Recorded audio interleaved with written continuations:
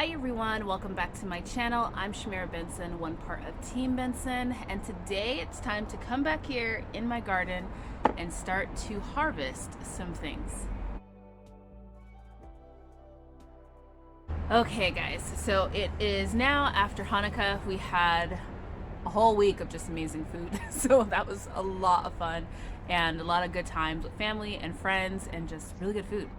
And my garden has some things that are in an overabundance, and when they're overabundance at this time of year, I like to harvest them and preserve them in different ways. So most of the time right now we use the garden for fresh eating, which a couple things you'll see me grab today we are using for fresh eating, but then the other things we have too much of it and we don't want to eat it right now, so we preserve it for later in the year when it's 1,000,000 degrees and our garden isn't producing as much. So let's go up and grab the first thing. Gotta pick up the snips on the way. But grab the first thing that is in a abundance right now. And I grow it really tightly, so we can, see that too. So the first thing is gonna be all the collard greens. Look at these greens, guys. Now remember, we take our greens down to just the first 2 leaves and let it grow back. This is how much it's grown back since we did that the last time. We also have some collard greens right there, and we have some collard greens right here with some kale that could be used too, that I put in my frozen mix, and then also some collard greens up here, and the one collard green that doesn't look like a collard green. I need to figure out what this one is, 'cause I don't think it's a turnip, but yeah, it looks different.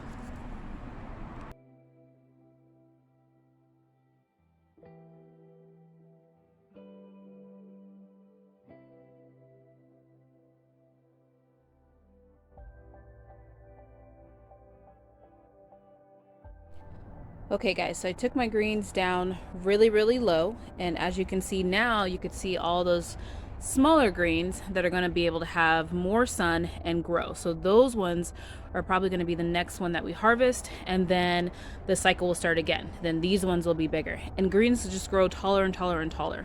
So we have all of those, and then we also have these ones in the pots that we took down, and that one back there. And guys, look at all of these greens. That is just the one picking. This is so exciting. I'm very excited about this. I think we could probably get to at least 15 bags is gonna be my goal. I would love to have greens twice a month, and if I can grow 15 bags, we could probably pull off having greens twice a month. There's usually 1 month in there that we just want something else, or we're eating something else that we don't eat the greens, or that they're fresh in the garden and we just eat them fresh. But this is going to be a good start. You guys are going to have to follow. I'm going to do a little series to see if we can make it to at least 15 bags. Last year we made it to 9.5 bags. So, because I wanted 10 bags last year. So 15 is our goal. So next up are going to be jalapenos. Slightly disappointed. These are not our poblano peppers, but we do love good jalapenos, and we are going through jalapenos fast right now that we're making soups and stews. So I'm gonna grab these jalapenos off. As you can see, the plant's already growing more jalapenos because the weather is warm. So we're just going to get them as we can. So guys, next up on the list is gonna be shishito peppers. We have a ton of peppers on this one, and then we also have a ton of peppers on this one. So we're gonna start picking all of those. Look at all these peppers, guys. They are just non-stop. We have shishito peppers and we have jalapeno peppers. Now guys, one of the things I know I didn't appreciate enough of were peppers. And I never thought of peppers as being a side dish to things, but peppers are an amazing fruit. They do a lot for the human body, and they come in abundance. So you can grow a lot of peppers.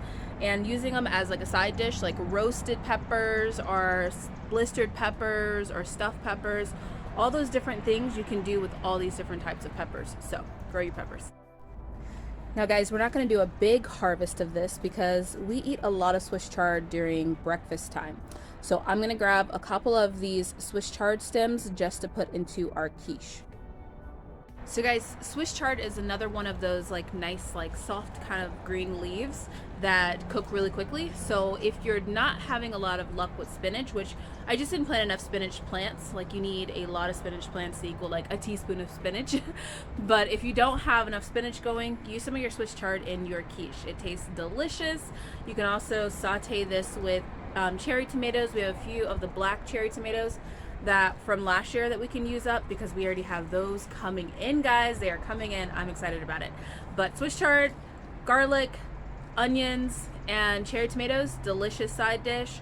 Also Swiss chard just in your quiche, delicious side dish, or just doing like sauteed in like a lasagna, delicious. All different types of things, guys. So many possibilities. Now guys, some of the things I'm not going to grab right now, but I know that are ready, are some potatoes. All of the center potatoes are planted first. I have a big bag of potatoes that I had purchased, so I'm just going to leave those in there until it's time. And then also we've been using basil as needed too. And look, we have black cherry tomatoes. You guys see that? Coming in. There are going to be a lot of them, but those aren't ready yet. And some of our broccoli leaves are ready too. The other thing I need to do a big harvest of is this lemongrass, but I'm going to do this in a separate video so I can show you guys how I preserve it. It's getting to the point where it's not liking the nights, so I really need to harvest it. It's not bad for a few little bonus radishes. Now my radishes grow a lot bigger when they're in other spaces that don't have a lot. It's like something else with a lot of roots. This is a black cherry tomato here, so the root space on this is a lot. So the radishes don't have that much room, but they are growing nicely, and now they're going to grow in other spaces. All right guys, and this is it. This is the harvest for the day. This is a lot. So we're gonna make up some delicious meals, get a lot of greens in the freezer, and I hope you guys are enjoying my winter garden and are happy to be on this journey with me. But thank you guys for tuning in and watching me garden here in the Arizona Desert Zone 9B, and I hope that you subscribe if you are new and this is your first time watching, and that you like and share if you like the video. So until next time, grow yourselves a garden, because even a small space can provide you with tons of food. Bye guys.